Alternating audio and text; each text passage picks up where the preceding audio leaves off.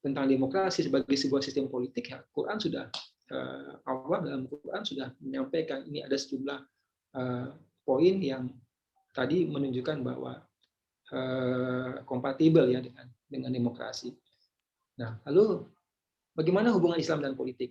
Tidak tunggal. Jadi kalau kita mempelajari pemikiran politik Islam ya, memang kita akan menemukan keanekaragaman pandangan tentang hubungan Islam dan politik ini tidak tunggal. Nah, contoh tema yang akan diketengahkan dalam kesempatan yang singkat ini, pertama diskursus antara hubungan Islam dan negara, lalu diskursus hubungan Islam dan demokrasi. Islam dan negara. Ada 3 aliran pandangan terkait dengan diskursus ini. Satu pendapat bahwa yang disebut sebagai perspektif integralistik, ya, berpandangan bahwa Islam adalah agama yang sempurna dan lengkap. Jadi tidak ada dikotomi antara Islam dan negara. Tidak ada pemisahan antara Islam dan negara. Kalau ini sejumlah tokoh, kalau Pak Nasir, saya suka dengan statement ya, Islam itu bukan Barat, Islam itu bukan Timur, tapi Islam adalah Islam. Ya, Islam adalah Islam. Ini untuk menunjukkan bahwa tidak bisa dipisahkan antara Islam dan negara. Ini aliran pertama. Aliran kedua berpandangan apa yang disebut sebagai pendekatan sekularistik. Ya, Islam adalah agama dalam pengertian Barat. Jadi memaknai Islam itu sebagaimana agama dalam pengertian Barat. Ya, kita tahu ya, kita pahami dalam Kristen itu ada dikotomi, ada pemisahan antara Islam dan negara. Nah, yang ketiga, menolak pendapat Islam adalah agama yang lengkap, tapi juga menolak juga anggapan bahwa Islam adalah agama dalam pengertian Barat yang hanya mengatur hubungan manusia dengan Tuhan. Aliran ini berpendapat bahwa Islam memang dalam Islam tidak terdapat sistem ketatanegaraan, tetapi di dalam Islam ada seperangkat tata nilai etika bagi kehidupan bernegara. Jadi aliran ketiga ini mencoba untuk mengakomodir ya pendapat yang pertama tadi, aliran pertama dan aliran kedua. Ini tema Islam dan negara. Lalu yang kedua, Islam dan demokrasi. Saya mengutip John Esposito, James Piscatori, Islam itu kompatibel dengan demokrasi. Ini pandangan pertama. Karena dalam Islam terdapat nilai demokrasi. Antara lain disebut ya ada syuro, ya consultation ya, ijtihad, ada ijma. Nah, ada dalam Islam dan dalam demokrasi juga ini adalah sejumlah nilai yang melekat dalam demokrasi. Pandangan kedua, Islam tidak kompatibel dengan demokrasi karena kedaulatan rakyat tidak bisa diletakkan di atas kedaulatan Tuhan. Jadi ini dua perspektif ya terkait tentang kedaulatan rakyat yang dibenturkan dengan kedaulatan Tuhan. Dalam aliran ini dikatakan memang tidak kompatibel antara Islam dan demokrasi. Contoh konkret yang biasa diketengahkan itu kalau dalam demokrasi itu kan ada skema misalkan referendum ya, meminta pendapat umum ya rakyat. Islam mengharamkan minuman keras ya. Itu sudah pasti kapan dan dimanapun itu akan berstatus sebagai haram. Nah, manakala pemerintahan sebuah negara menyerahkan kepada rakyat ya lewat mekanisme misalkan referendum untuk legalisasi minuman keras, produksi, promosi, pemasaran dan lain sebagainya, dan mayoritas rakyat mendukung kebijakan itu, maka minuman keras itu menjadi legal di negara tersebut. Walaupun sekali lagi ini dikatakan bahwa kedaulatan rakyat itu tidak bisa diletakkan di atas kedaulatan Tuhan. Ini pandangan kedua. Yang ketiga, pandangan yang ini menggabungkan pandangan pertama dan pandangan kedua yang disebut oleh Abu Ala Al-Maududi pemikir dari Pakistan dengan istilah teodemokrasi. Jadi mencoba untuk mengambil jalan tengah ya. Ada perangkat lembaga-lembaga demokrasi di sebuah negara, ada partai politik di negara tersebut, ada parlemen, ada pers, media massa, ada civil society, ada pemilu, ada parlemen tadi. Tapi saat yang bersamaan dipandu oleh, ini ada kata Theo, nilai-nilai agama. Ya, kalau kita belajar sistem politik ya, misalkan sistem politik Iran misalkan, di sistem politik Iran itu ada yang disebut dengan konsep wilayatul faqih. Wilayatul faqih ini satu lembaga yang berisi para ulama. Jadi sebuah rancangan undang-undang sebelum menjadi undang-undang itu mesti melewati lembaga ini. Lembaga ini akan mengontrol kalau didapat ketentuan dalam rancangan undang-undang itu yang tidak sesuai dengan nilai agama, maka itu dikembalikan ke parlemen untuk jadi ibarat semacam stempel penentu lolos tidaknya rancangan undang-undang untuk menjadi undang-undang. Posisi yang tepat dalam sesuai dengan ajaran Islam apa? Ya, Islam adalah din ya. Inat dina indallah Islam. Agama yang diridhoi di sisi Allah adalah Islam. Surah Al Imran ayat 19.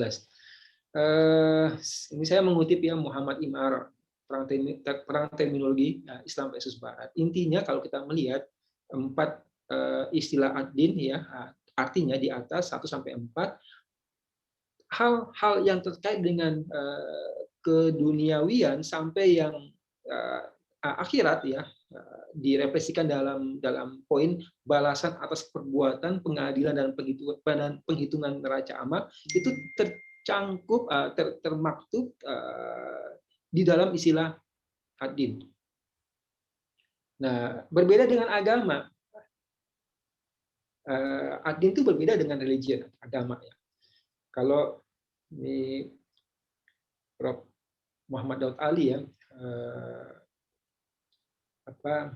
ketua masjid UI yang pertama saya kira ya, beliau dalam bukunya Agama Islam bahwa ad-din itu berbeda dengan religion.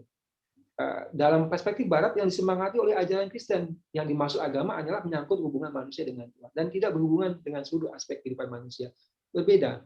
Nah, Adam Cooper, Jessica Cooper juga menyamakan religion dengan ritual. Lalu kamus yang terbit di ND Nusa Tenggara Timur menjelaskan bahwa pengertian religion itu hanya dalam hubungan transcendental dengan Tuhan dan sifatnya vertikal. Jadi religi agama itu sifatnya vertikal semata, beda dengan kata ad-din, konsep ad-din yang tidak hanya vertikal tapi juga mencakup yang horizontal, termasuk dalam konteks ini adalah politik.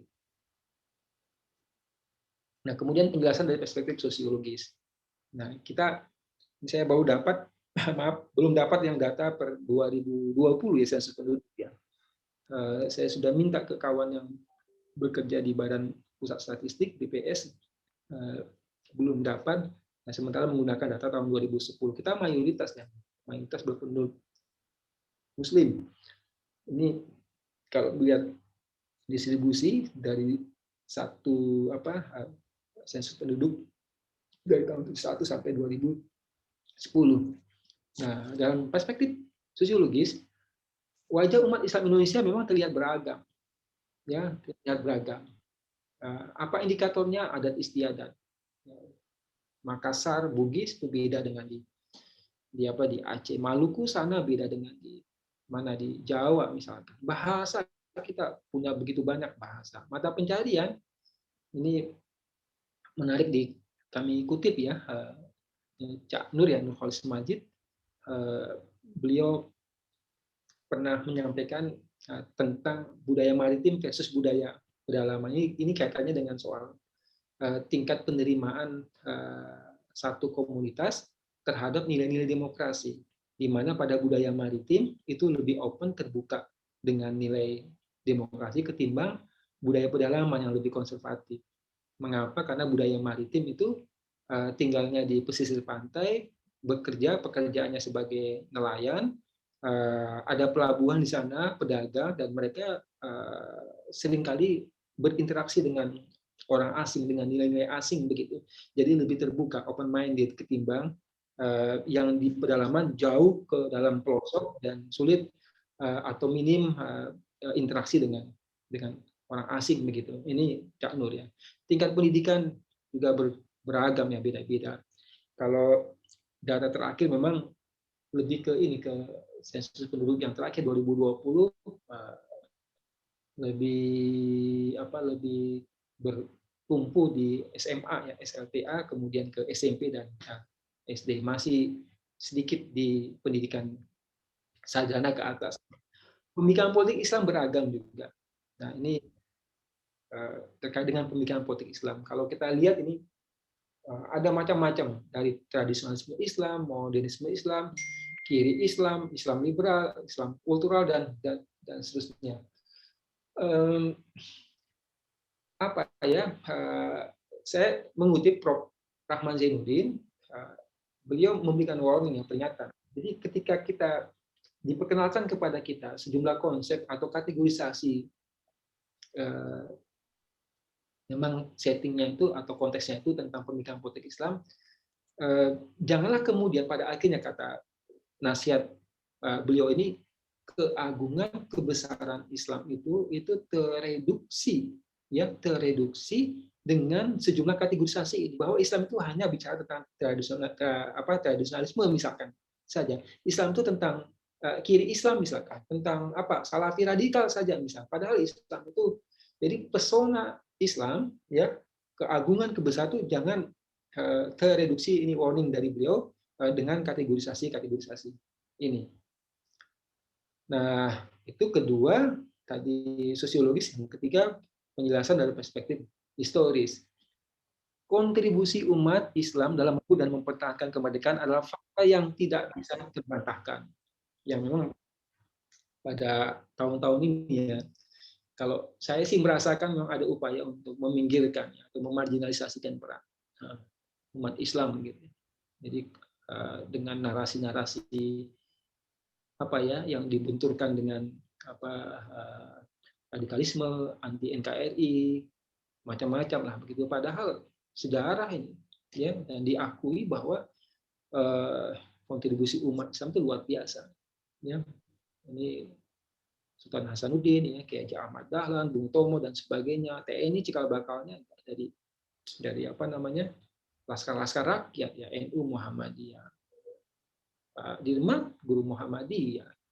Besok tanggal 3 April ya, sekarang tanggal 1 atau 2 April. Tanggal 3 April itu hari musik integral tuh.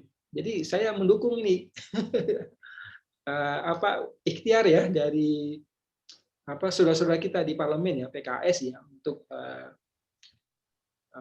mencoba untuk memperjuangkan tanggal 3 April itu sebagai hari musik integral ya. Di integral atau hari musik integral. Muhammad Nasir Ketua Mansumi. Jadi kalau tidak ada musik integral, inilah yang disuarakan oleh beliau, diperjuangkan oleh beliau. Beliau pontang-panting ke sana ya, ke Jawa, keluar Jawa, meyakinkan para elit politik di daerah. Berapa jumlah kemarin ya? Kalau tidak salah ada sekitar 16 atau belasan ya, Republik Indonesia Serikat ya. Jadi negara-negara bagian, federal ya, negara-negara bagian yang dicoba diyakinkan oleh beliau Pak Nasir supaya bisa membubarkan diri ya. Jadi membubarkan diri dan kemudian melebur ke dalam NKRI, Negara Kesatuan Republik Indonesia. Jadi luar biasa ini kiprah beliau. Ada juga pemerintahan darurat Republik Indonesia. Ya, Syafruddin Prawira Negara, tokoh Masyumi. Jadi ketika ada ikhtiar upaya untuk memarginalisasikan peran umat Islam, maka itu historis. Itu tidak punya pijakan sejarah yang kokoh. Yang keempat, penjelasan dari perspektif psikologis. Ya, akumulasi dari 3 perspektif di atas, ideologis, kemudian sosiologis dan historis, membantu kita untuk menjelaskan bahwa pada akhirnya memang ada ini yang disebut sebagai moral obligation ya, kewajiban moral ya dari umat untuk berpartisipasi dalam pembangunan, menjaga keutuhan NKRI dan sebagainya. Jadi kalau saya mengutip siapa tokoh pahlawan nasional dari Sulawesi Utara itu, Samratulangi ya, Samratulangi pernah ada mahasiswa S2 ilmu politik yang bikin tesis tentang gereja dan politik ya, tentang gereja dan politik, kasus di Sulawesi Utara waktu itu tesis yang dia ambil. Nah, ketika sidang ada bagian menarik dari tesis dia itu tentang statement yang dilontarkan oleh Samratulangi. Samratulangi itu mengatakan intinya kalau tidak ada perjuangan dari umat Islam Indonesia, umat Islam, maka tidak ada itu yang namanya NKRI. Itu Samratulangi. Ya, tidak ada yang namanya Negara Kesatuan Republik Indonesia kalau tidak ada perjuangan dari umat Islam. Tidak ada itu yang namanya negara Indonesia ya, negara Indonesia yang merdeka kalau tidak ada upaya ikhtiar dari umat Islam merebut kemerdekaan, bertarung, harta, jiwa, dan seterusnya untuk merebut dan termasuk untuk mempertahankan kemerdekaan.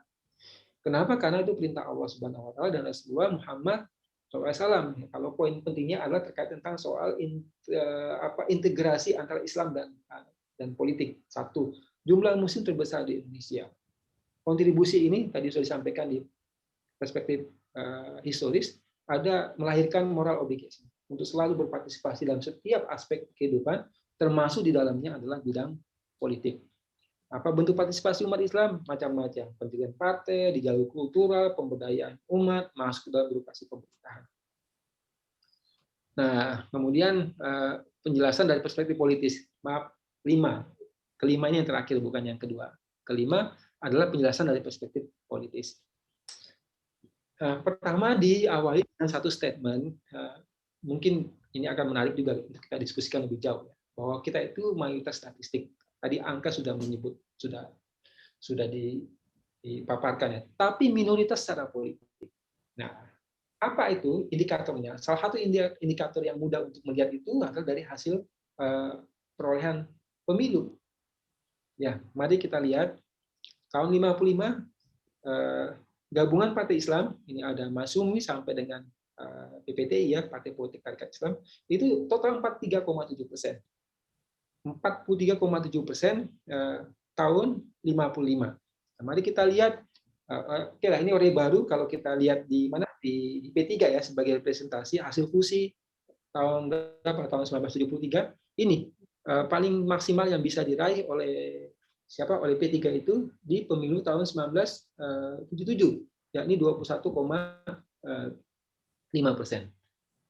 Kemudian kita tengok di reformasi, ini 99, 37,5%. Pemilu 2004, 38%. Pak Komarudin, share screen-nya nggak diada lagi ya? Share screen-nya, Pak. Kok nggak bisa kelihatan data-data yang Bapak baca tadi? Oh, begitu Pak ya. Maaf, bagaimana ya. Pak Zainil? Kelihatan di saya? Kelihatan. Oh, ya, bagus Bang, bagus di tempat bagus. Oh, tempat saya nggak ada. Oke. Baik Pak, mohon izin lanjut Pak ya. Lanjut Pak. Pemilu 2009 28,7%, turun Pak. Ya, kemudian 2014 31,4%, naik. Kemudian 2019 terakhir kemarin 30%. Nah, kalau kita lihat ini di era reformasi, perolehan tertinggi itu ada pada pemilu tahun 2004. Walaupun 38,3% itu masih di bawah angka berapa tadi di 55, 44%, 43% ya. Pemilu tahun 55. Pemilu orde baru tidak kita perhitungkan ya, tidak kita hitung karena itu pemiluan lah kalau banyak pengamat yang mengatakan demikian begitu. Jadi ini hasil elektoral ya, perolehan suara yang diraih oleh Partai Islam. Tadi disebut ya apa definisi Partai Islam, itu termasuk di dalamnya dia memasukkan partai apa namanya, walaupun dia tidak berasal Islam, tapi basis massa konstituennya itu mudah dikenali sebagai basis dari partai tersebut. Dalam hal ini merujuk kepada PKB dengan NU-nya, kemudian PAN dengan Muhammadiyah. Nah, mengapa? Pertanyaan menarik begini, Pak.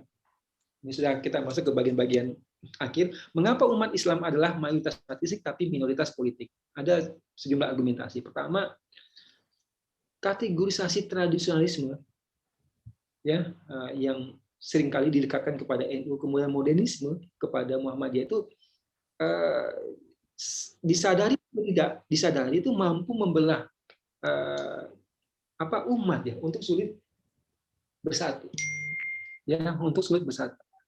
Jadi dikotomi tradisionalis kemudian modernis atau secara kelembagaan NU dan Muhammadiyah ini saya menggunakan istilah mampu membelah alam bawah sadar. Jadi secara tidak disadari membuat kita untuk sulit.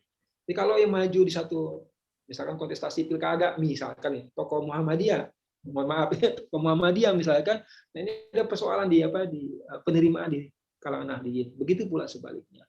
Walaupun sebenarnya kita punya kasus ini tahun 1999 Polres Tengah. Ini tesis saya tentang ini Pak, tentang fenomena Polres Tengah Pak, tentang partisipasi politik Islam Indonesia studi kasus Polres Tengah dalam sidang umum MPR 99. Bisa sebenarnya potensi untuk bersatu dan bisa dan merebut kekuasaan itu bisa. Ini kasus ketika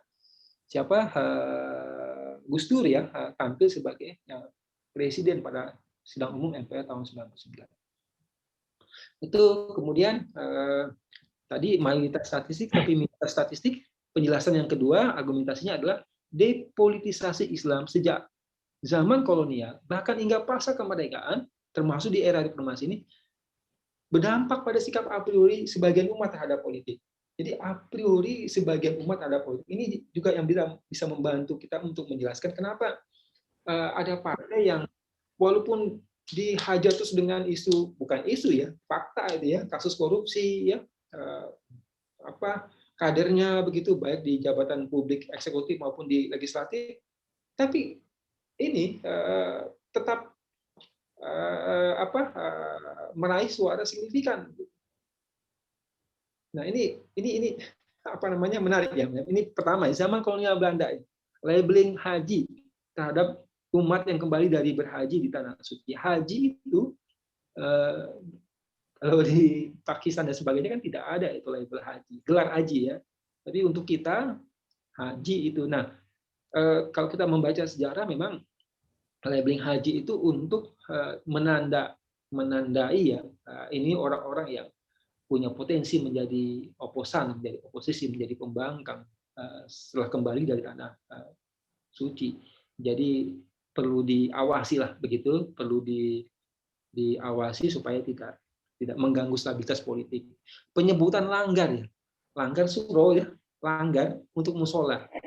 Kalau Pak Ridwan Saidi yang budayawan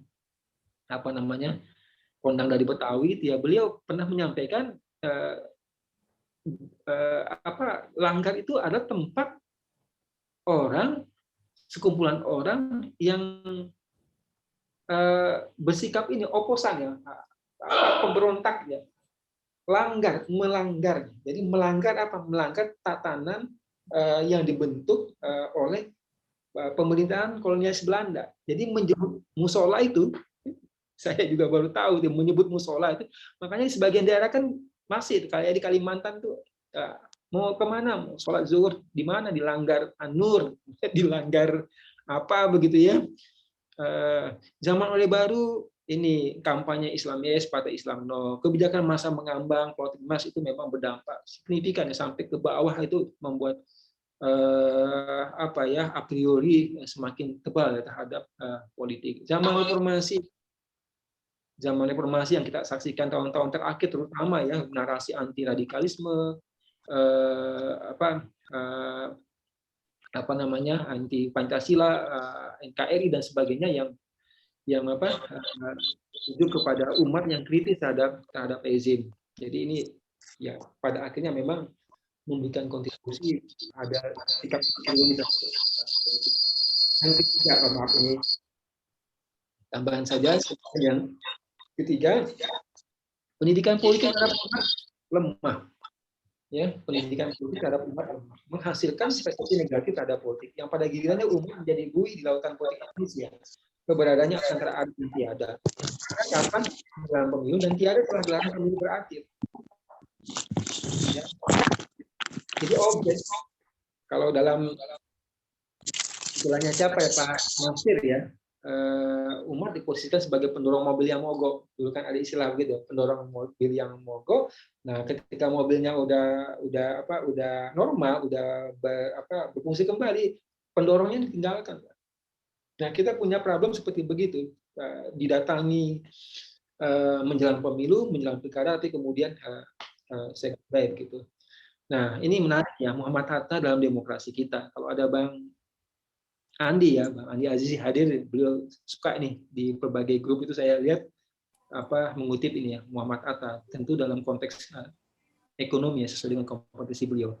Dalam buku beliau Demokrasi Kita, keinsafan politik harus diwujudkan melalui pendidikan politik. Kenapa? Karena keinsafan politik itu adalah prasyarat bagi kecerdasan politik. Jadi pendidikan politik itu penting, ya sangat penting. Ya, keinsafan politik melahirkan keinsafan karena itu adalah syarat, kata beliau, prasyarat bagi kecerdasan politik. Jadi waktu saya di program pasca sarjana ilmu politik FISIP UI, sempat kami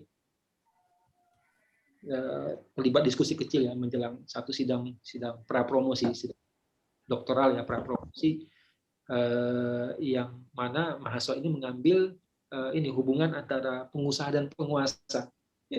Jadi tema disertasi dia itu tentang hubungan antara pengusaha dan penguasa, kasus di Kabupaten Tanah Bumbu, Provinsi Kalimantan Selatan begitu.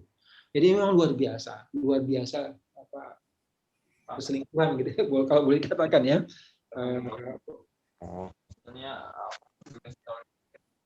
Maaf Pak, ada problem?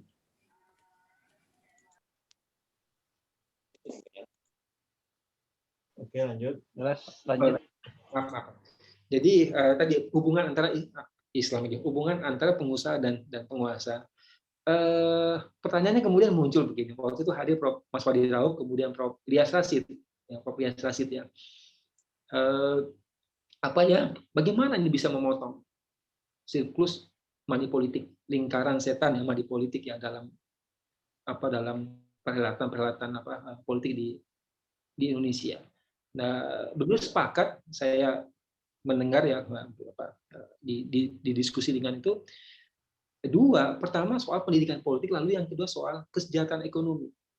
Ya, bagaimana mengintensifkan program-program yang mendukung tumbuhnya tadi ya kecerdasan politik generasi yang secara politik, tapi pada saat yang bersamaan juga soal ekonomi juga menjadi prasyarat yang tidak bisa dinafikan begitu. Di dua poin ini kesimpulan untuk bisa memotong siklus lingkaran setan dari perilaku money politik ini. Kemudian argumentasi keempat, pragmatisme menguat di kalangan umat. Ya, karena lilitan kemiskinan dan status pendidikan yang umumnya menengah ke bawah. Dampaknya permisif terhadap money politik. Ya, bahkan pada level elit umat juga ada yang terjebak pada pragmatisme. Ini sempat rame ya setelah 2019 kemarin Pilpres, ketua umum sebuah ormas di depan publik ya menagih komitmen salah satu kontestan Pilpres, komitmen rupiah salah satu kontestan Pilpres 2019. Nah, ini ya permisif terhadap money politik. Nah, sejumlah survei yang pernah kami lakukan seperti di Kota Tangerang Selatan, kota lebih dari separuh responden money politik itu berpengaruh. Ya, kemudian ini pilkada kemarin Pak, menjelang pilkada kemarin Pak, di mana sekarang di Kota Cilegon lebih dari separuh responden money politik berpengaruh terhadap pilihan politik warga. Kemudian di Provinsi Sumatera Barat Oktober lebih juga dari separuh responden menilai money politik berpengaruh terhadap pilihan politik warga. Cianjur, sepertiga responden lebih money politik berpengaruh terhadap pilihan. Nah, terakhir kami ini baru selesai survei apa yang dipesan oleh, kalau di PKS itu ada yang namanya BPW, Badan Pembinaan Wilayah, Jati Jaya, Jawa Timur, Jawa Tengah, dan Provinsi Yogyakarta. Survei peta politik dan perilaku pemilih baru selesai dipresentasikan menjelang Rakernas kemarin. Kami Access School Officers, dan juga menemukan pola yang mirip-mirip juga, Pak, seperti begini. Permisif ya, terhadap money politik di kalangan warga begitu. Nah, ini kondisi objektif yang kita temui pada hari-hari ini. Problem money politik ini, pragmatisme. Argumentasi kelima diperkuat pula oleh sistem politik Indonesia yang ya ada yang menyebut sebagai terlampau liberal ya. Pernah ngobrol dengan ada sahabat ya, mantan senator ya, Malaysia, Pak Ezam ya. Anda ini Pak Kamar ya, Pak Kamar ini terlampau liberal ke politik Indonesia itu. Kenapa? Jadi ini bersendirian pada sampai istilahnya itu 3 pilar itu dipikir ya uang atau apa uang, money dan fulus sama saja, Pak. Jadi memang kita luar biasa ya. Kalau Pak Sohibul Iman ya, waktu beliau masih menjabat sebagai presiden PKS ya, kami undang ke FISIP UI, beliau bilang begini, ini Pak Kamarudin di Senayan tuh, di parlemen itu, di Senayan ibaratnya itu di depan kita tuh ada sungai. Bukan ikan, Pak, di dalam sungai itu.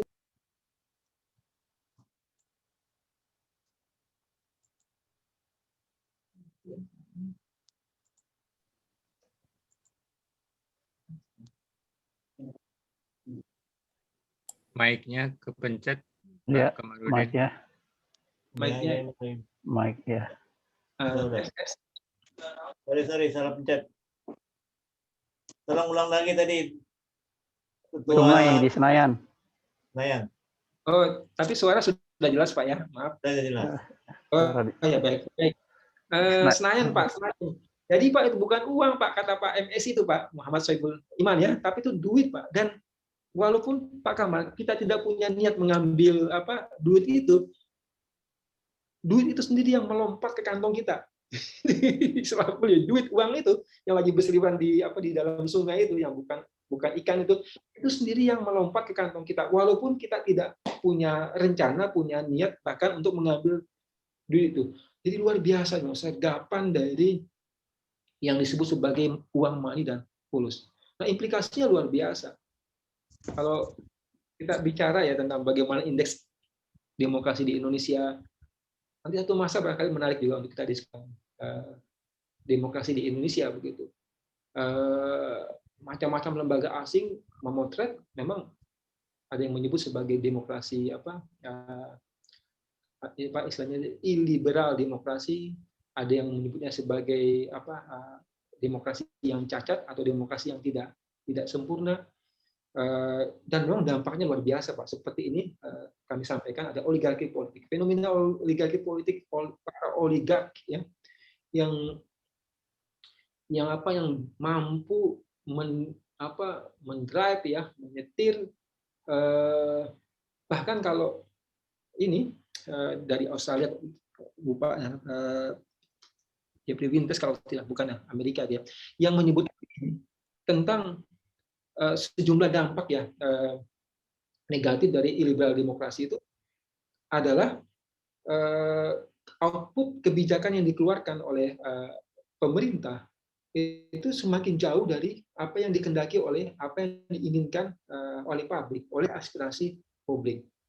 Jadi kalau kita membaca fenomena rencana semula pemerintah untuk membuka keran impor beras ya, keran impor beras di tengah-tengah Indonesia, petani Indonesia sedang memasuki masa panen raya, itu kan satu hal yang apa Pak ya, yang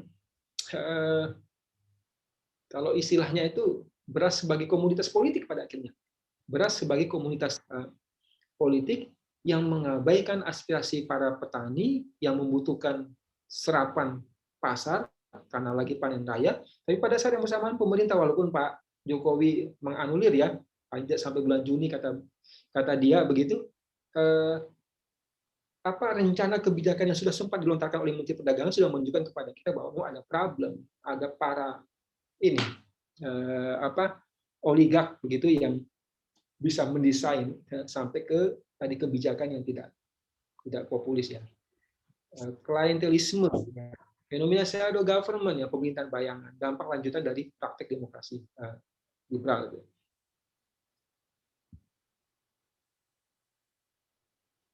Oke, lalu, apa kesimpulan terpenting dari materi pada malam hari ini? Sekali lagi mempertegas ya bahwa pada akhirnya tidak hanya diketahui, tidak hanya dipahami, tapi juga dikuasai dan diimplementasikan. Jadi politik itu satu hal yang urgent dan mesti sebanyak-banyaknya orang-orang baik yang masuk ke politik.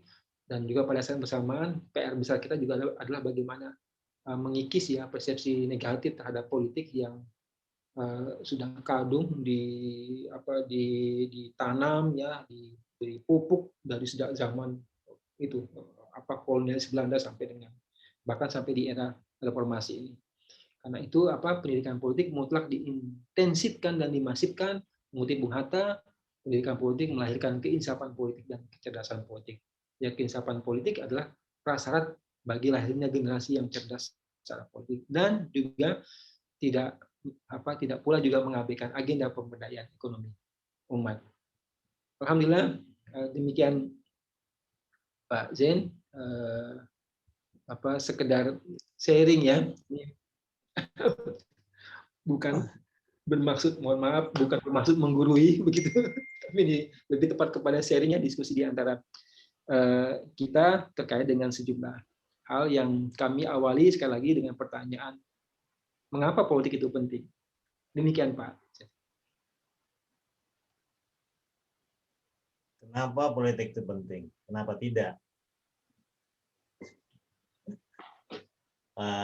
Alhamdulillah luar biasa ini, kita malam ini dapat pencerahan dari ahli politik dan kita juga mengharapkan ahli politik juga bisa terjun dalam dunia politik ya, sehingga bisa memperbaiki secara ilmiah. Barangkali kalau misalnya ada yang melamar Pak Kamarudin menjadi ketua partai atau apa, mungkin bersedia ya Pak Kamarudin ya, sehingga ilmunya bisa diterapkan.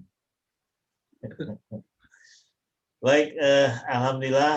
Sebetulnya saya juga pengen bertanya, cuman kan saya mesti fair juga nih, karena saya yakin teman-teman di acara malam ini banyak yang ingin bertanya, dan saya persilakan untuk teman-teman bertanya. Siapa? Angkat tangan. Pak Andi Azizi, ya, yang tadi sudah disinggung oleh Pak Kamarudin tentang silakan Pak Andi Azizi. Assalamualaikum warahmatullahi wabarakatuh. Waalaikumsalam warahmatullahi wabarakatuh. Salam hormat untuk para senior-senior kita dari alumni Masjid UI, keluarga alumni Masjid UI. Salam hormat ke Pak Zainil, ke narasumber kita Dr. Kamarudin. Menarik sekali pemaparannya ya, karena memang beliau ahlinya ya. Masya Allah. Saya akan melihat dari dua perspektif. Yang pertama dari perspektif sejarah politik dan ekonomi Indonesia, kemudian yang kedua adalah perspektif dakwah. Ya.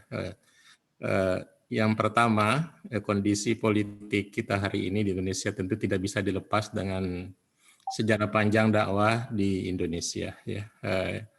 Secara sederhananya, proses Islamisasi di Indonesia ini baru bisa disebut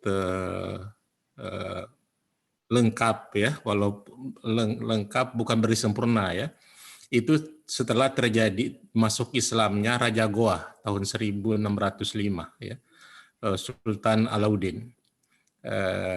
Tahun 1267 berdiri kerajaan Samudra Paseh.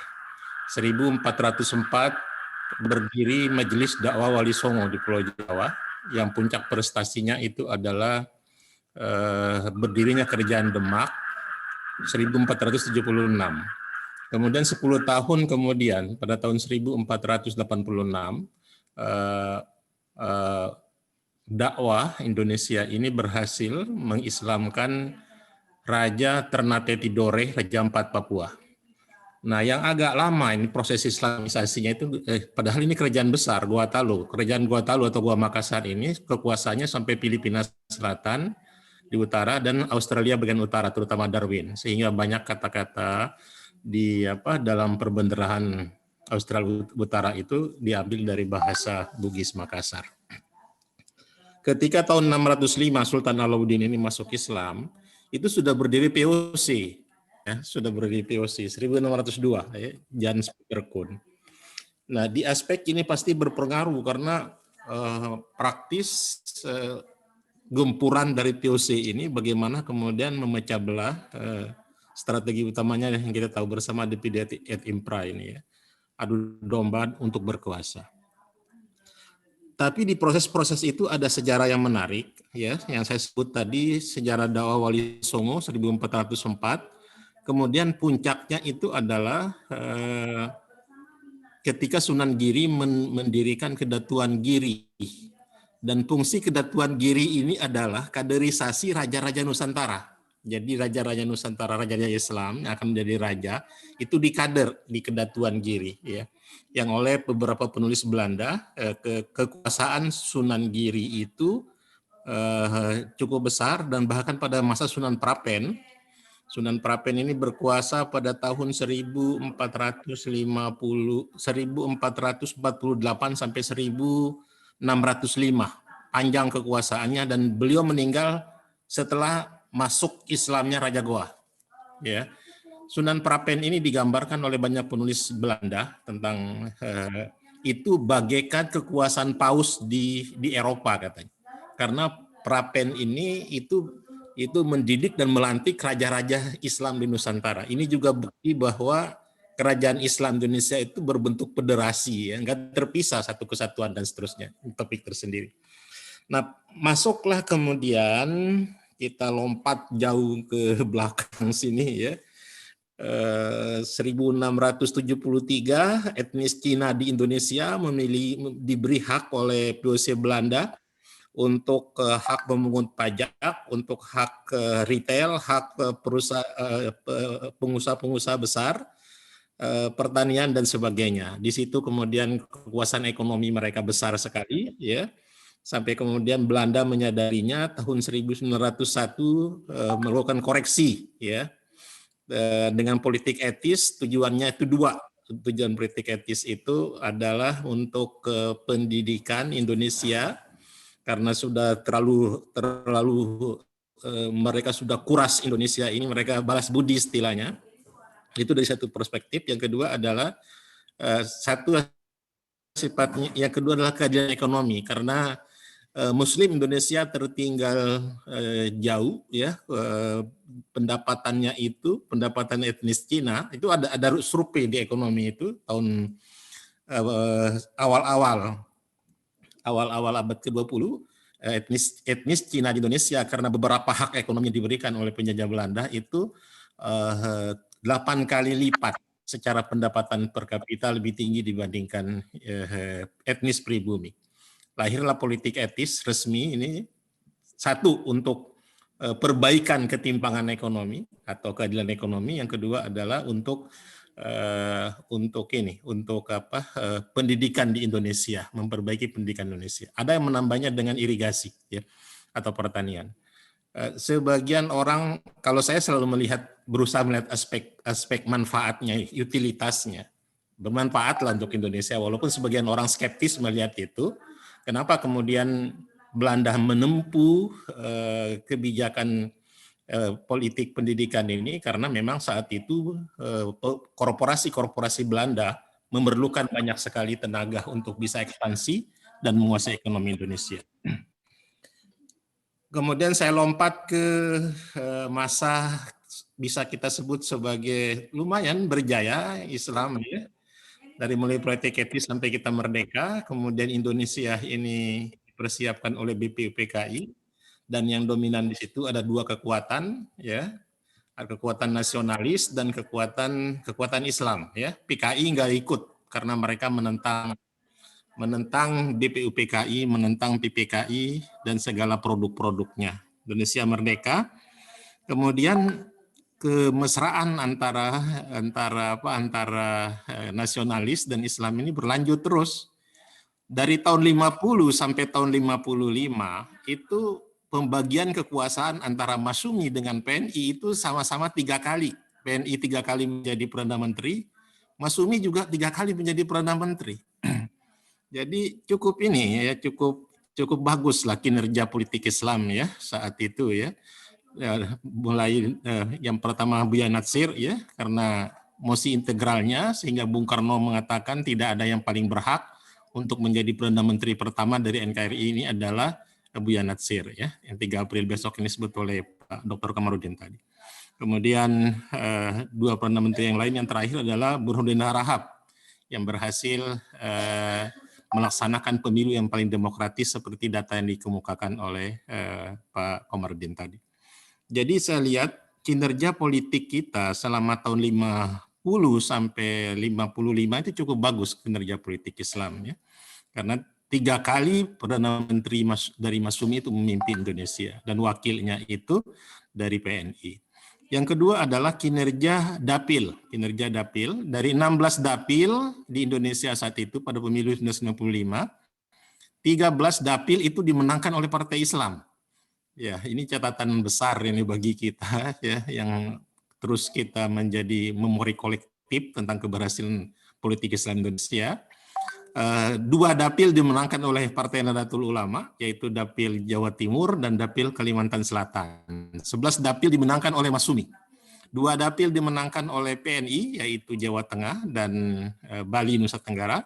Kemudian 1 dapil dimenangkan oleh Partai Kristen Indonesia. Dan dalam banyak hal, ya kinerja politik, kinerja ekonomi pada periode 50 sampai 55 ini bagus. Ekonomi rata-rata tumbuh 5,8% sampai 6% pada periode 50 sampai 55. Kemudian kinerja penegakan hukum juga bagus ya. Baru kemudian kacau ini negara itu setelah Nasakom. Ya. Nasakom itu tahun 58 sampai 65. Itu mulai kacau ekonomi semuanya itu. Ya. Pertumbuhan pendapatan per kapita itu bahkan minus ya, dan dari sejarah Indonesia modern itu sejarah ekonomi yang paling buruk itu terjadi pada zaman Nasakom, dan yang kedua sejarah ekonomi paling buruk itu terjadi pada periode 2014 sampai 2020 ini, nomor buruk yang terburuk kedua dalam sejarah pertumbuhan ekonomi Indonesia dan sejarah pertumbuhan pendapatan per kapita. Jadi ada pola yang sama ya. Apa agenda-agenda ke depan tadi menarik apa yang dikatakan oleh Pak Kamarudin ya. Beliau mengajukan 2, 1 pendidikan politik, 2 kesejahteraan ekonomi. Pendidikan politik apa yang bisa kita lakukan adalah kita ikut aja demokrasi itu tadi yang dikutip oleh Pak Kamarudin ya. Demokrasi kita Bung Hatta. Cuma ada satu hal lagi yang kemudian saya pribadi menyebutnya sebagai 3 pilar demokrasi Bung Hatta ya. Demokrasi kita itu kata Bung Hatta adalah demokrasi ekonomi, demokrasi politik dan negara hukum yang demokratis. Ya itu jadi sebenarnya 3 ya. 1 demokrasi, beliau mengatakan demokrasi politik, demokrasi ekonomi dalam negara hukum yang demokratis. Ya, jadi sebenarnya tiga demokrasi. Demokrasi ekonomi, demokrasi politik, demokrasi hukum. Ya, jadi kalau ini bisa kita perjuangkan, ya terus saja kita gaungkan, maka insya Allah kejayaan politik Islam. Ini dulu kita pernah menang di 11 dapil dari 13 dapil dari 16 dapil pemilu 1955. Itu sebabnya Bung Karno itu nggak mau memakai basis dapil dalam penentuan suara ya, karena beliau tahu bahwa kekuatan Islam, pengaruh-pengaruh kerajaan Islam inilah yang memudahkan Buya Natsir ketika mengemukakan mosi integral bisa berlangsung dengan baik ya. Bung Karno tidak populer di luar Jawa. PNI itu menangnya cuma di 2 dapil dari 16 dapil ya. Karenanya memang yang paling mampu dan paling dipercaya oleh raja-raja Islam Nusantara saat itu adalah Buya Natsir. Bung Karno nggak bisa ya. Dan terbukti dengan PNI yang cuma menang di 2 dapil dari 16 dapil di Indonesia. Menangnya di Jawa Tengah ya karena memang penduduknya besar saat itu Jawa Tengah, sehingga suaranya PNI jadi signifikan. Jadi apa yang bisa kita lakukan adalah pendidikan politik tadi, yang 3 yang kita perjuangkan seperti saran Bung Hatta adalah demokrasi politik, demokrasi ekonomi, dan demokrasi hukum. Kemudian yang kedua adalah dari segi basis dakwah. Dari segi basis dakwah ya tadi Pak Kamarudin mengungkapkan ke kita tentang bagaimana kategorisasi yang kemudian menjadi fragmentasi ya, Islam liberal, Islam neo-modernis dan sebagainya. Makanya kemudian saya mengungkapkan 4 prioritas politik, bukan 4 agenda dakwah ya, 4 agenda prioritas umat Islam. Yang pertama adalah ukhuwah Islamiyah ya. Kita banyak dalilnya banyak sekali. Banyak sekali. Nomor 1 itu. Sekaligus catatan dari hadis Nabi SAW yang beliau bersabda, laisa minna man da'a ila asabiyah, laisa minna man qatala asabiyah, laisa minna man mata asabiyah. Bukan dari golongan kami yang berdakwah kepada fanatisme kelompok, bukan dari golongan kami yang berdakwah kepada yang berjuang dalam kerangka fanatisme kelompok, bukan golongan kami yang berjuang dalam kerangka mati dalam kerangka asobiyah fanatisme kelompok. Ini agenda nomor 1. Agenda yang ketiga adalah tentu dakwah ini utamanya adalah untuk akhirat ya. Karenanya apa amal utama yang akhirat? Ya ini sudah dijelaskan oleh Rasulullah SAW dalam hadis beliau yang diriwayatkan Imam Muslim, bersabda beliau, idza matan nasun qata amaluhu illa min salasin, min sadaqatin jariyatin wa ilmin yuntafa'u bihi wa waladin sholihin yad'u lahu. Ini hadis populer ya, terputus semua amal anak Adam itu, manusia itu ya, in qata amaluhu illa, kecuali kalau seseorang sudah mati, illa 1 sadaqatin jariyatin. Ya, sadaqatin jariyatin inilah sisi swab ini, ekonomi umat ini, kekuatan ekonomi ini harus dibangun di umat ini ya, karena ini amal yang akan terus mengalir. Yang kedua, ilmu yang yuntafa'u bihi, ilmu yang bermanfaat. Atau dalam terminologi Imam Syafi'i dikatakan man arada dunya fa'alaihi bil ilm, man arada al-akhirata fa'alaihi bil ilm, man arada huma fa'alaihi ma bil ilm. Barang siapa yang ingin sukses dunia wajib menuntut ilmu dunia, barang siapa yang ingin sukses akhirat wajib menuntut ilmu akhirat, barang siapa yang ingin sukses dua-duanya wajib menuntut ilmu dua-duanya. Kemudian yang ketiga adalah waladin sholihin yad'u lahu. Anak yang soleh yang akan mendoakan kedua orang tuanya. Jadi anak apa saja hasil dari suatu kesolehan, mau bapak soleh, ibu soleh, dan sebagainya itu, ya pemuda soleh, remaja soleh, pasti produk dari dakwah. Sehingga sebenarnya ini yang ketiga ini adalah dakwah Islamiyah. Ya, dakwah Islamiyah. Jadi 4 agenda keumatan itu, 1 ukhuwah Islamiyah, yang kedua adalah yang 3 berikutnya nih hadis, dan itu bukan bermanfaat di dunia ini saja, yang nanti punya implikasi kepada penguatan umat, tetapi juga memang nanti ya kita mau gimana di alam kubur ya. Di alam kubur kan kita masih berharap ada pahala yang terus mengalir. Di alam akhirat masih ada tambahan pahala yang kita mengalir, dan jelas sekali hadis ini hadis populer di tengah-tengah masyarakat bahwa kita harus membangun kekuatan ekonomi umat atau sadaqatan jariyatin ya, sadaqatan jariyatin. Yang kedua adalah ilmu yang bermanfaat, ilmu dunia, ilmu akhirat. Yang ketiga adalah dakwah Islamiyah. Jadi dan kalau misalnya di sinilah peran Kalam UI, ya. Kalam UI harus mengambil peran-peran strategis dalam level-level pemikiran, ya, bukan pada level massa, ya, level-level mempertemukan organisasi-organisasi Islam ini sehingga sering silaturahmi, ya, dalam rangka meningkatkan ukhuwah Islamiyah, ya. Dan Kalam UI jangan pernah masuk politik praktis, ya. Politiknya adalah politik keislaman dan keindonesiaan, politik negarawan, ya, mempertemukan antara organisasi-organisasi Islam karena bagaimanapun Kalam UI ini ada UI itu adalah aset, ya, ada brand value-nya, ada nilai mereknya yang harus dimainkan secara strategis oleh Kalam UI. Barangkali begitu, ya. Yang lain-lain maaf ingin komentar, ya, dari sedikit mengulas, menambah keterangan-keterangan dari, atau lebih tepatnya ya kita belajarlah kepada doktor politik kita, Dr. Kamarudin. Wallahualam bishawab. Baik, alhamdulillah. Jadi tadi uraian sejarah politik Islam mulai dari kerajaan Islam, ya.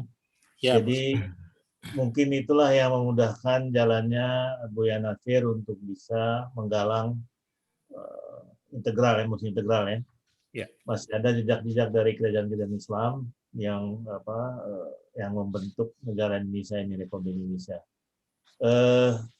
Yang menarik tadi Pak Kamarudin bahwa salah satu atau salah dua lah tadi mengenai uang, ya. Di tingkat bawah itu money politik itu memang sangat mempengaruhi politik Indonesia sekarang ini, mungkin juga dari dulu, yang berkaitan dengan pemilihan langsung. Sehingga kalau dulu kalau ingin menjadi pejabat atau menjadi presiden atau apa, cukup dia dalam tanda kutip menyuap anggota parlemen, tapi dengan pemilu langsung itu yang disuap adalah seluruh rakyat Indonesia. Sehingga ketika akan melakukan pemilihan, yang diperlukan adalah drop uang, serangan fajar, dan timbullah pernyataan atau istilah judulnya, nomor piro wani piro. Ya, itu bisa mengubah semua survei barangkali Pak Kamarudin. Kemudian tadi menarik juga dari Pak Soebul Imam bahwa uang itu yang meloncat ke kantong, ya kan? Cuman saya bukan ingin bertanya aja, emang kantong nggak bisa ditutup? Tutup aja kantongnya, duit itu nggak akan meloncat. Jadi dikaitkan dengan yang tadi disampaikan Pak Andi Azizi, sebetulnya salah satu yang penting juga adalah dakwah kepada umat. Pendidikan politik ya, tapi pendidikan dakwah yang berkaitan dengan integritas itu penting. Jadi dakwah kita belum selesai, jauh daripada selesai, terutama terhadap masyarakat Islam Indonesia, bagaimana bersikap sehari-hari dan sebagainya.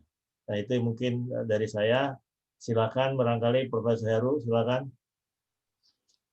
Pak Heru mau bertanya? Pak Heru Suyanto. Lebih tepatnya sharing, Pak. Sharing, ya, sharing ya. Lebih tepatnya saya mau bertanya, Pak Den. Oke, baik teman-teman yang lain, silakan sambil menunggu.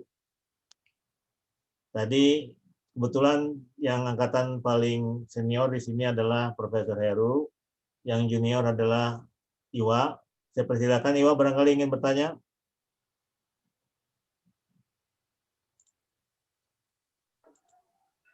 Ya, Assalamualaikum. Terima kasih Bang Zainil dan abang-abang. Assalamualaikum warahmatullahi wabarakatuh. Assalamualaikum warahmatullahi wabarakatuh.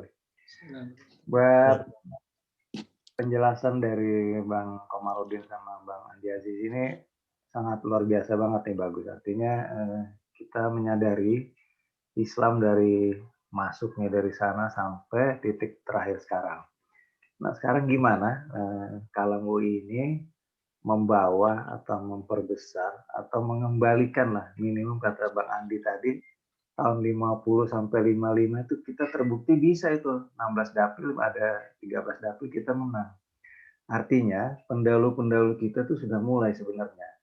Nah, kita dengan makin era globalisasi ini mungkin perlu kiat-kiat seperti apa nih supaya perlahan tapi pasti, dan kata Bang Andi tadi itu kita punya amal jariah lah, apa artinya kita kalau bisa sebenarnya sih kalau sederhananya kita lihatnya kan tradisional Islam sekarang dalam tanda kutip itu kan dua aliran besar nih, yang ada NU, ada Muhammadiyah, yang tanpa kita sadari sudah mengkotak-kotak sebenarnya. Nah, sekarang gimana caranya supaya kita mengembalikan tuh daerah 50 ke 55 tadi itu bisa bersatu. Itu aja Bang dari Iwa. Makasih semuanya. Assalamualaikum warahmatullahi wabarakatuh. Waalaikumsalam warahmatullahi wabarakatuh. Pak Kamarudin, silakan. Baik Pak Zen, mohon izin. Pertama saya mau ngomentari sedikit Pak tentang apa dari tanggapan Pak Zen ya tentang fenomena tadi yang pragmatisme politik ya, tradisi terhadap money politik dan seterusnya. Apakah otomatis kandidat yang punya modal luar biasa dari segi kekuatan logistik itu bisa mengalahkan siapapun lawan ya di kontestasi pilkada? Ini kita ambil contoh pilkada ya Pak Zen. Jawabannya tidak mutlak Pak ternyata Pak. Saya mohon izin saya menyampaikan dua kasus ya Pak Zen dan para senior yang lain ya di forum yang mulia ini. Pertama begini Pak, kasus Pilgub DKI tahun 2017 Pak Zen. Kalau kita bicara tentang supporting finansial logistik, wah kubu Ahok ya sebut nama itu luar biasa Pak. Nyaris ibaratnya tidak berseri lah dana. Apalagi punya kepentingan kan, kepentingannya tentang reklamasi Teluk Jakarta. Jadi at all cost diupayakan sangat untuk bisa memenangkan Ahok, dan fakta menunjukkan putaran kedua kita kan putaran pertama kan kalah tuh Pak. Maaf saya menggunakan kata kita ini kan pendukung Pak Anies semua. Kalah Pak putaran pertama Pak. Putaran kedua saya ingat tuh Pak, saya diwawancari sama Trijaya FM lah begitu. Mengapa nih Pak Kamar ini kok bisa kebalik ini suara di Pilgub putaran kedua? Ya putaran kedua Pilgub DKI begitu. Saya bilang begini Pak, satu yang saya ingat malam ini tentang statement saya itu adalah bahwa Anies lagi, Ahok itu, kubu Ahok itu melakukan blunder politik yang tidak diperkirakan termasuk oleh pendukungnya sendiri Pak. Apa itu? Yakni melakukan upaya secara masif, tersistematis, terstruktur money politik Pak. Kan temuan tuh banyak loh Pak Zen. Kalau kita buka lagi ya memori pemberitaan di macam-macam titik, kontainer sembako di gudang ini itu dan sebagainya begitu.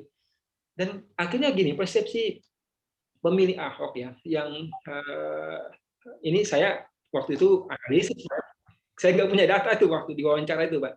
Saya katakan Ahok yang dipersepsikan sebagai tokoh yang bersih, tegas dan sebagainya begitu, itu luntur Pak di mata pendukungnya, dan Ahok tidak mengeluarkan satu statement pun yang membantah bahwa itu adalah operasi politik yang dilakukan oleh kubu Ahok begitu. Satu Pak Zen. Lalu yang kedua, Pilkada Bro tahun 2020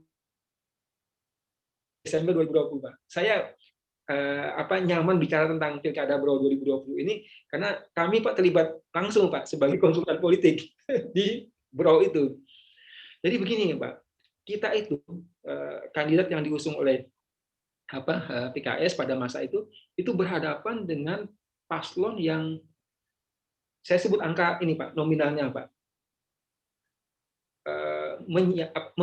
menyiapkan dana sebesar 105 miliar kontestasi pilkada di Bro.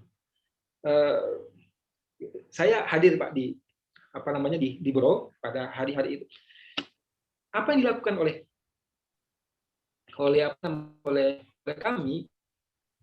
kami menggunakan data riset yang beberapa kali kami lakukan, 4 atau 5 kali kami lakukan, dan kami menemukan pola Pak. Satu,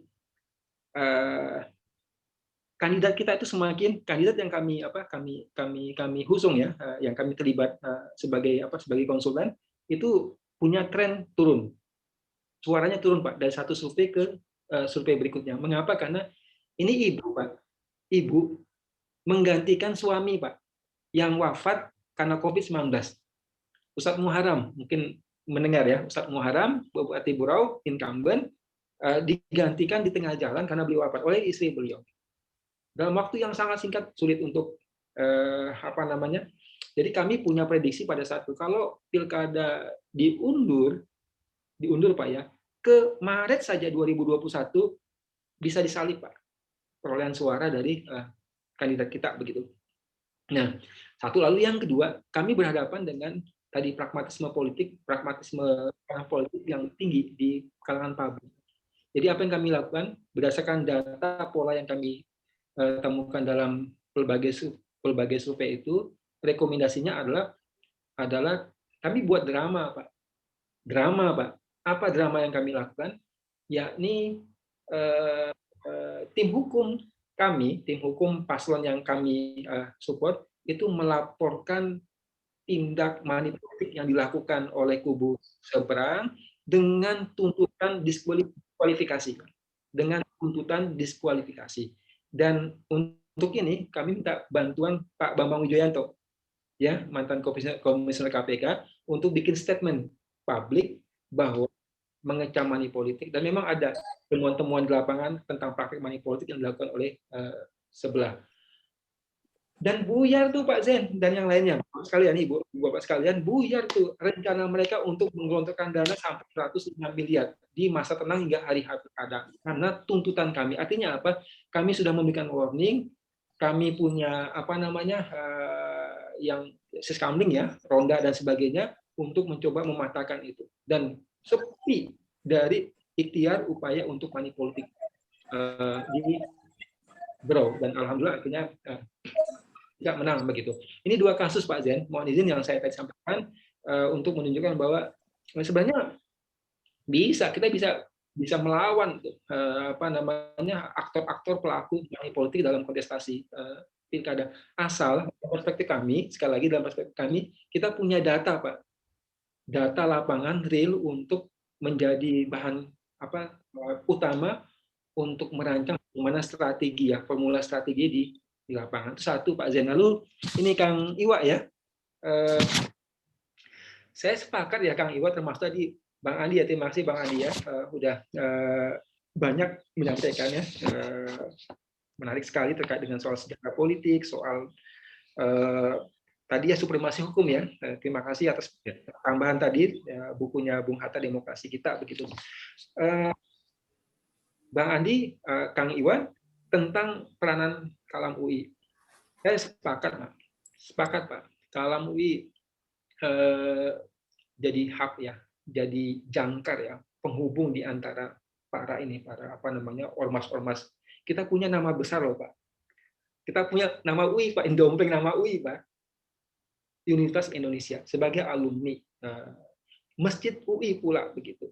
Yang bisa waktu itu kan ada saran usul ya di antara para pengurus Kalam ya, supaya kita ini roadshow Pak, roadshow ke macam-macam, baik memang untuk diagendakan nih Pak Zen ya, dan tempoh hari kan sudah melakukan roadshow kemana begitu ya, yang terakhir yang sempat saya ikuti juga ke Dewan Perwakilan Indonesia ya. Nah ini kita jalan ke NU, jalan ke Muhammadiyah, ke Hidayatullah dan sebagainya, merancang ini Pak, bagaimana civil society ya, civil society di luar parlemen. Kita hormat ya kepada sikap politik PKS ya yang mengambil posisi oposisi. Hanya dengan perolehan berapa 8,sekian% ya suara hasil pemilu 2019 kemarin, jauh Pak dari angka, kalau kita gabungkan dengan Demokrat yang 7,sekian%, 15 kita 16% Pak. Gabungan dua partai ini. Ya, gabungan dari dua partai ini sekitar 16, berhadapan 80% lebih. Selesai Pak kalau amandemen UUD 45 yang sekarang narasinya kan 3 periode begitu. Siapa namanya? Saya lupa namanya, dari P3 ya. Mohon maaf menyebut nama yang kalau mengatakan kalau dikendaki oleh parlemen, oleh MPR ya intinya Pak Jokowi nggak bisa mengelak itu.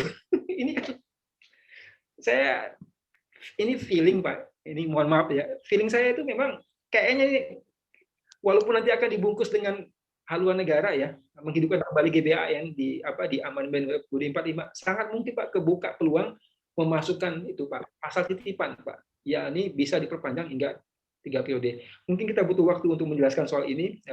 Saya punya data Pak, tapi karena waktu juga ya. Jadi poinnya begini Pak, Kalam UI mengambil peran yang ini tadi kalau dalam bahasanya Bang Andi, menghindari ya politik praktis itu ya. Jadi mendukung, tolak menolak begitu, supaya bukan berarti kita tidak berpihak, kita punya keberpihakan terhadap umat.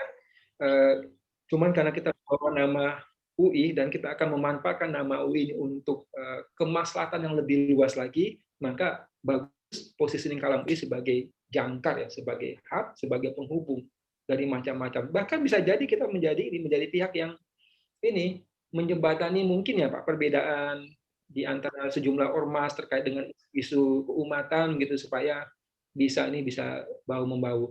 Nah tadi mohon maaf kepotong terkait dengan soal positioning PKS di parlemen. PKS itu butuh Pak supporting dari luar Pak, ekstra parlemen. Butuh sekali Pak. Dari mana? Dari civil society Pak. Angka jauh Pak, persentase itu jauh Pak. Kalau kita pakai simulasi nih Pak, simulasi walaupun belum final ya, tapi KPU sudah mengeluarkan rilis rancangan tuh bulan Maret 2024 Pak Zen. Pemilu presiden dan pemilu legislatif. Pilkada kita November 2024. Nah, yang menarik begini Pak, kalau pilkada itu menggunakan basis data hasil Pileg 2024, Maret 2024, tapi kalau Maret 2024 itu menggunakan basis data Pileg 2019 Pak. Presidensial threshold yang 20% itu jauh Pak. PKS dan Demokrat masih di bawah 16%, masih di bawah angka 20%. Apalagi kalau Demokrat misalkan gabung dengan koalisi pemerintahan, selesai Pak, cuma 8, sekian persen di PKS. Nah ini komunikasi politik kita Pak, Kalam UI dengan jaring-jaring ke NU, Dewan Dakwah, Hidayatullah, PSIS dan sebagainya itu menjadi urgent Pak. Di samping tadi menarik ya Kang Iwa tadi, bagaimana memori kolektif kita akan kisah sukses pada pemilu 55 tadi 11 dapil ya, Masumi, 2 dapil NU, kemudian 2 dapil PNI, itu bisa terulang kembali Pak. Ternyata kita punya kisah sukses Pak. Kita punya kisah sukses ya, pemilu 55. Dan kita mau mengulangi kisah sukses itu Pak. Baik Pak, demikian Pak Zainil. Pak Zainil, aku boleh tanya sebentar ya? Silakan. Pak Komarudin. Monggo Prof. Saya ini kan kebetulan awam dalam ilmu politik ya. Nah, cuman kan beberapa waktu belakangan ini kan terbit isu mengenai Islam Nusantara nih. Islam Nusantara. Sekarang ini bagaimana pandangan Pak Komarudin mengenai hal ini ya? Itu Pak. Itu aja pandangan saya, singkat aja itu. Makasih. Lanjut ya Pak Zen ya. Ya, silakan. Ketika muncul Pak diksi ya istilah Islam Nusantara itu mengingatkan saya pada konsep yang pernah diajukan oleh Gus Dur Pak Abdurrahman Wahid, yakni pribumisasi Islam. Ya Pak, pribumisasi Islam. Artinya apa? Yang akhirnya diadopsi Pak lewat konsep Islam Nusantara ini, bahwa mesti tunduk pada menghormati adat istiadat ya, sejarah entitas lokal setempat. Jadi Islam mesti tunduk pada lokalitas Nusantara gitu. Itu persepsi yang saya bisa tangkap terkait dengan konsep Islam Nusantara. Dan pada saat yang bersamaan menghindari, bahkan cenderung alergi Pak, yang berbau-bau Arab Pak. Ya, cenderung menghindari dan misalnya alergi terhadap Jadi sampai kemudian mohon maaf ya, kerudung misalkan jilbab itu disebut sebagai budaya. Kita ini konde Pak. Kalau menggunakan istilahnya Bu Mega begitu ya. Lebih merdu suara kidung apa itu Pak ya? Kidung dibandingkan azan Pak. Bahayanya begini Prof Eko, mohon maaf ya Prof Eko ya. Jika kita tidak melawan Pak, nah seperti begini Pak, maka kalau menggunakan istilah post-truth Pak ya. Jadi kebohongan yang dilontarkan sekali, 2 kali itu masih dianggap sebagai sebuah kebohongan Pak. Tetapi kalau kebohongan itu selalu Pak diproduksi Pak, satu demi satu berulang-ulang dalam rentang waktu yang cukup lama, akhirnya menjadi sebuah kebenaran Pak. Itu kira-kira Pak post-truth. Dan kita menghadapi fenomena di mana tidak sedikit Pak para politisi kita itu memanfaatkan Pak, dengan kekuatan influencernya, ya, buzzernya, ya, memproduksi. Jadi lama-lama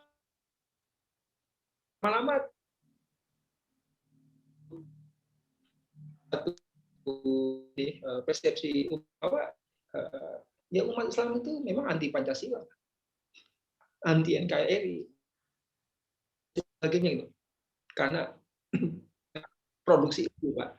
Demikian Prof Heru. Oke, makasih. Diulang-ulang ya, jadi pernyataannya diulang-ulang, akhirnya nempel, mendam di bawah sadar, akhirnya menjadi suatu kebenaran ya, bahwa Islam itu radikal, kemudian Islam Nusantara itu seterusnya. Tapi insya Allah kita tetap bersama-sama untuk bisa melawan itu semua ya, dengan sesuai dengan kemampuan kita dan di mana kita kebetulan berperan serta dalam masyarakat. Mungkin ada teman-teman lagi yang ingin, ini kita masih punya waktu 15 menit. Itu di chat ada pertanyaan tuh. Waalaikumsalam. Abdul Fadli ya? Ya, terima kasih Bang Zainul. Ya, terima kasih kepada Kamarudin juga kepada kawan-kawan lain yang memberikan kuliah politik pada malam ini, dan juga berikut dengan sharing dari Bang Andi Azizi tadi terkait juga sejarah pergerakan Islam. Kalau saya boleh sharing sedikit terkait dengan apa yang dipaparkan tadi, saya ingin menyampaikan hal yang sedikit berbeda lah ya, yakni dalam konsep Islam itu sendiri yang saya pahami hingga saat ini terkait yang dikatakan dengan tadi demokrasi politik segala macam ya.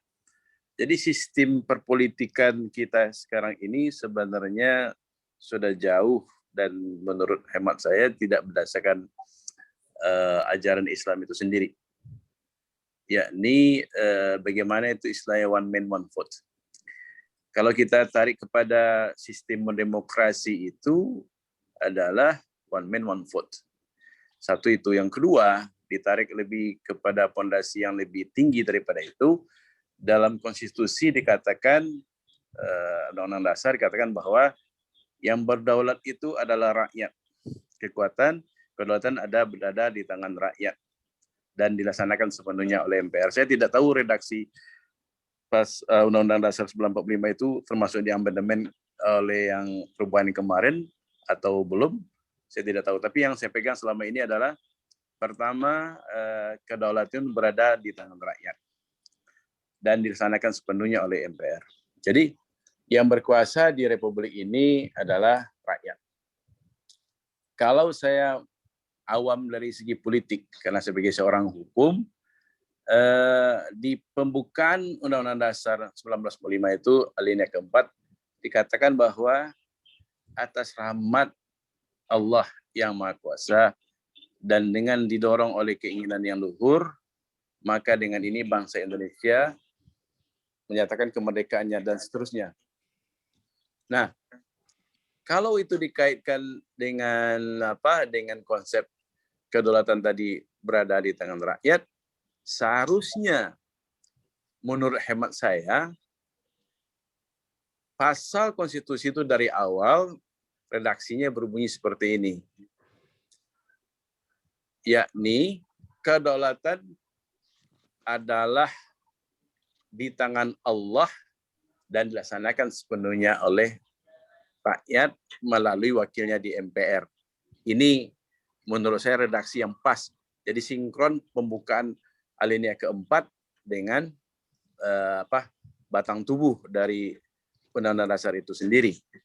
Nah, terkait dengan itu, sebenarnya kalau kita balik kepada sejarah, bagaimana kita bisa akan bersatu lagi sementara kita dibuatkan oleh Barat ini, yakni yang satu bola yang namanya demokrasi.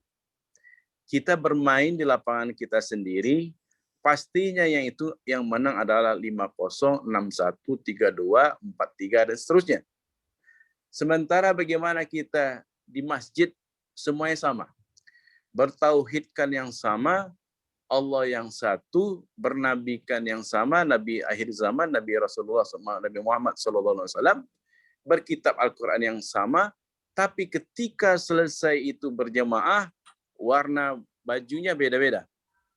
Ada yang merah, ada yang hijau semangka, ada yang kuning, ada yang putih. Apa yang salah?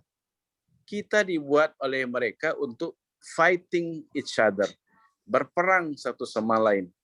Contoh tesis yang kontemporer ada yang bisa kita lihat sekelas balik sedikit ke belakang mengenai beberapa waktu yang lalu Mursi yang menang Ikhwanul Muslimin di Mesir, seketika itu habis itu dikudeta oleh Asisi. Dan sebelumnya kalau kita tarik yang lebih jauh lagi, di Aljazair, FIS Ikhwanul Muslimin yang dikenal dengan istilah FIS ketika itu di Aljazair menang, habis itu dikudeta dan dibatalkan. Nah, setiap muncul gerakan Islam yang memang kembali kepada khitbah, yang memang kembali kepada Al-Quran dan Sunnah, itu akan dihancurkan oleh para pihak Barat melalui tangan-tangan dan kaki tangannya yang berada di negara yang bersangkutan.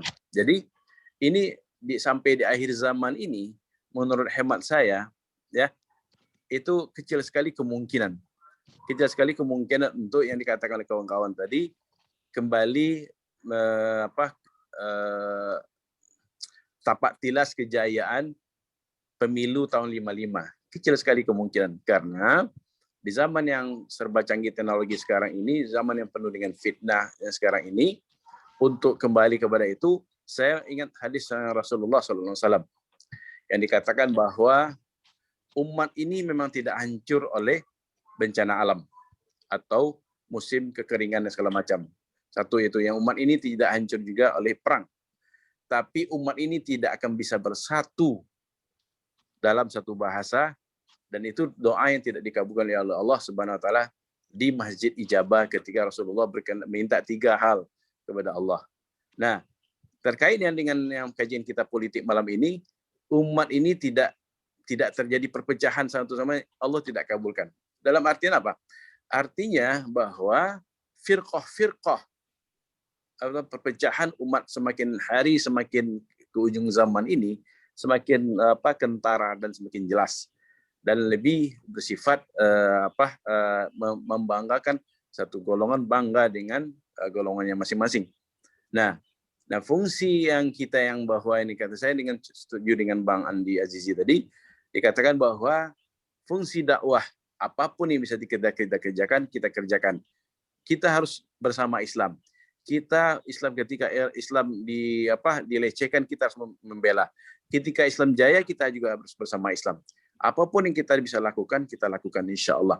Nah, kembali kepada pokoknya tadi bahwa menurut saya demokrasi yang selama ini yang digadang-gadangkan, yang diagungkan oleh sejumlah orang, menurut saya inilah sesuatu yang kesalahan. Karena tidak ada yang namanya demokrasi, one man, one vote, ketika zaman sahabat, ketika zaman para tabi'in, ketika zaman kekhalifahan Abbasiyah, Bani Umayyah, dan juga Turki Utsmaniyah, tidak ada. Jadi yang sebenarnya sistem ini sebenarnya nggak ada contohnya seperti itu, one man one vote. Karena kita dibuatkan bola demokrasi oleh yang disebut oleh Barat ini untuk kita berantem sama kita. Saya kira gitu sharing saya. Mohon maaf kalau ada kurang berkenan, tapi itu pandangan saya sebagai yang awam dalam politik. Terima kasih Bang Zainal, terima kasih pada narasumber yang lainnya. Assalamualaikum warahmatullahi wabarakatuh. Waalaikumsalam warahmatullahi wabarakatuh. Salam. Bentar, Pak Kamarudin, kita katakanlah punya waktu paling lama 10 menit ya. Tadi yang dari Pak Zulfadli, saya gabung dengan pertanyaan lewat chat ini, saya tadi terlewatkan. Saya bacakan ya, Pak Kamarudin ya. Antum bisa baca nggak? Nggak. Monggo Pak, poinnya saya bacakan ya. Jadi pertanyaan begini dari Pak Udin ya, yang dari geografi. Jadi ada yang berpendapat politik yang baik adalah politik kebangsaan, politik keumatan, politik kerakyatan, dan politik yang penuh dengan etika. Bukan politik praktis yang berorientasi kekuasaan semata dengan menghalalkan semua cara. Praktek politik seperti itu disebut sebagai siasah aliyah samiyah, politik tingkat tinggi, bukan politik tingkat rendah, siasah safila. Politik kekuasaan yang lazim disebut politik tingkat rendah. Ya. Jadi bagaimana menurut Bang Kamarudin tentang pendapat ini? Nah, jelas ya Pak Kamarudin ya. Rasanya tadi di awal-awal antum udah bahas ini, termasuk tadi dari kawan kita Pak Zulfadli. Tapi antum tolong dijelaskan lagi, kurang lebih 10 menit, silakan. Baik Pak Zen, terima kasih Bang Zul, insight persepsi ya terkait dengan demokrasi. Kemudian juga ada Pak Udin ya, Pak Udin terakhir tentang high politik, kemudian politik. Saya mau Pak Udin dulu ya, saya komentari Pak. Ya. Ya pada akhirnya memang sikap kita Pak kembali ke kita. Memilih mana Pak? Memilih apakah sebelumnya Pak high politik itu apa? High politik itu kalau meminjam definisi dari Pak Rais, Prof. Amin Rais, ini kan beliau pertama kali Pak. Seingat saya ketika di era reformasi awal memperkenalkan konsep high politik dan low politik. High politik itu politik adiluhung, politik kebangsaan, politik keumatan begitu, berhadapan dengan low politik. Low politik itu ya ini yang pragmatis lah, Machiavellism macam semacam itu Pak. Ya posisi kita di mana Pak? Dalam konteks misalkan kalau ditarik ke kalangan UI, ya tentu ke high politik. Ya, kalam UI mengambil peran sebagai entitas ya, elemen umat yang memainkan peran politik tadi, high politik, politik adiluhung. Kalau tadi pertanyaan Pak Udin, kalau saya tangkap Pak ya, kita mengambil peran apa ini? Apakah high politik ataukah low politik? Bang Zul, saya mohon izin Bang Zul ya, terkait dengan soal kalau di kepustakaan ilmu politik itu sistem politik Pak, sistem politik itu Bang dibagi menjadi tiga varian Pak, tiga turunan ya. Pertama ada yang totalitarianisme, kemudian yang kedua otoritarianisme, dan yang ketiga demokrasi.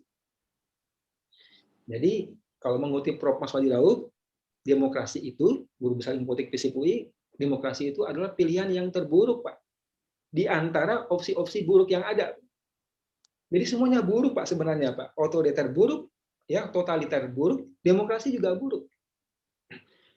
Jadi kalau kita membaca, makanya kemudian ada ilmuwan politik, Robert Dahl, bikin buku judulnya Demokrasi and Its Critic. Demokrasi dan kritik terhadap demokrasi. Ada begitu banyak teori tentang demokrasi, ya dia sampaikan, tapi tidak ada satupun negara yang demokratis. Di atas muka bumi tidak ada Pak satupun negara yang demokratis. Kajian dari Robert Dahl. Tapi begitu banyak teori tentang demokrasi. Nah kalau ini tadi totalitarianisme, ini kita buat ilustrasi Pak, ilustrasi sederhana itu kita buat garis lurus di hadapan kita.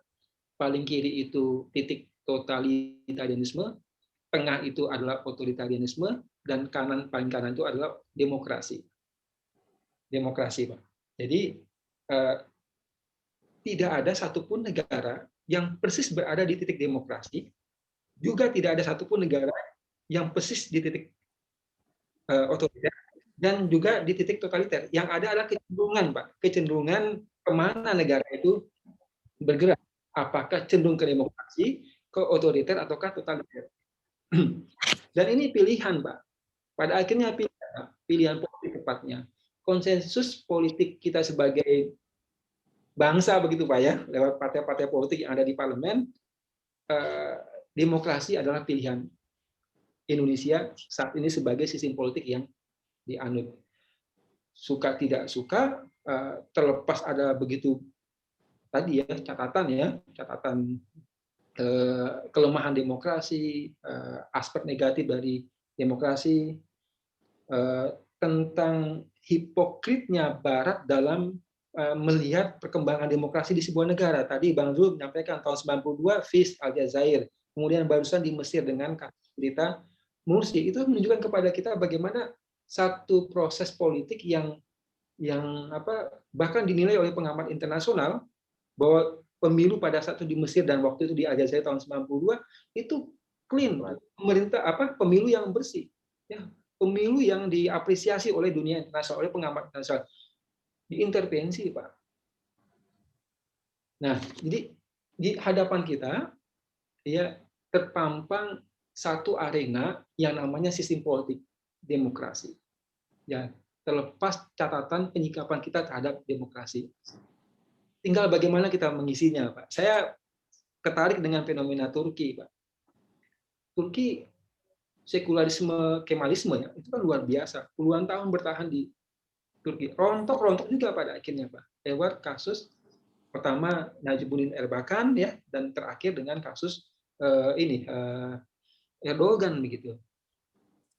Apa maknanya? Maknanya adalah memanfaatkan demokrasi ya, memanfaatkan demokrasi sebagai pintu masuk untuk penegakan syariah Islam. Apakah itu demokratis atau tidak demokratis? Jawabannya demokratis, Pak. Karena rakyat menentukan pilihan bahwa kami setuju, sepakat, sebut misalkan PKS tampil sebagai pemenang pemilu. Dan ketika PKS berkuasa, ya di eksekutif termasuk di legislatif, kemudian menurunkan sejumlah kebijakan yang terkait dengan ya sebutlah pro-Islam, sah Pak, demokratis itu.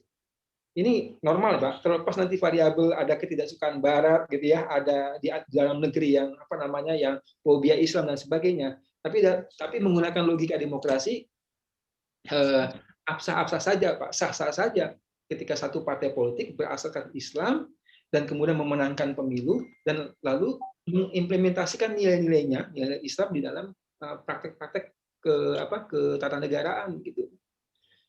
Demikian Bang Zul. Bang Zain bisa saya tambahkan sedikit? Oke, boleh. 3 menit aja. Jadi begini, Bang Kamarudin.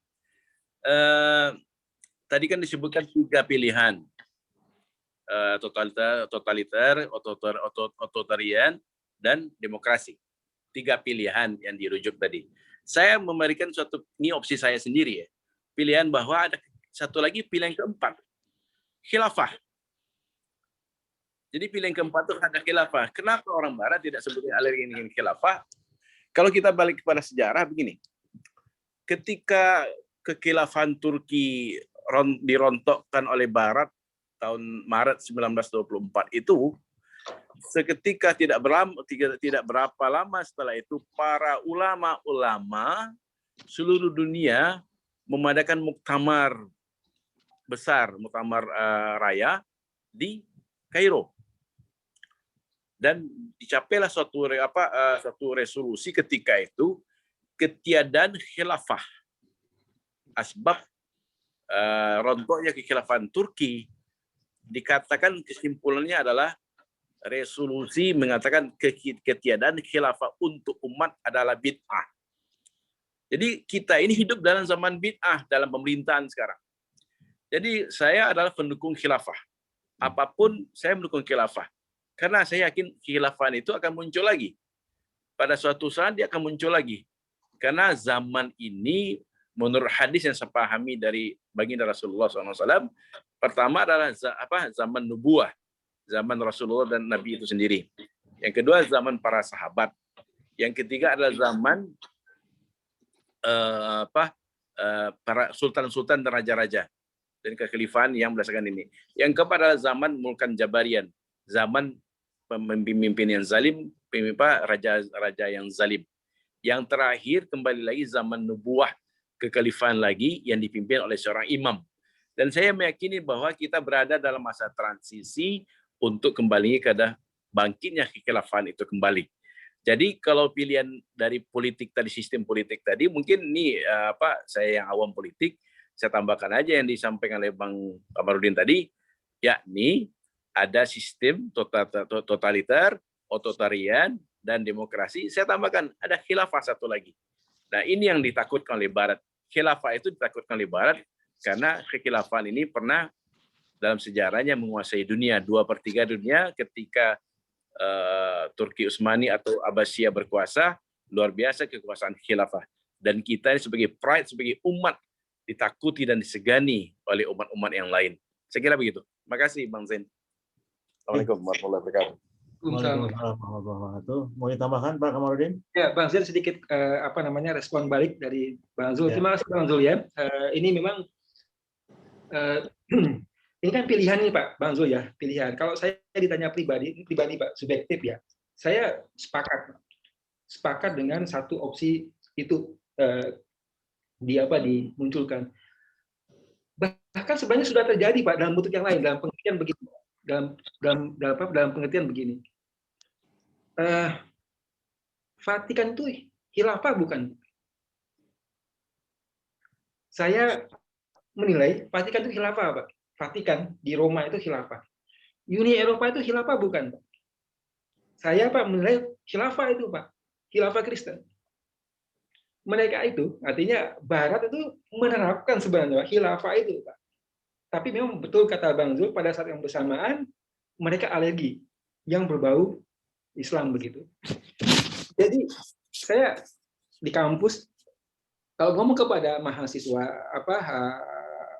kami kalau mengambil ini apa nih judul tesis, judul skripsi begitu, saya giring mereka Pak.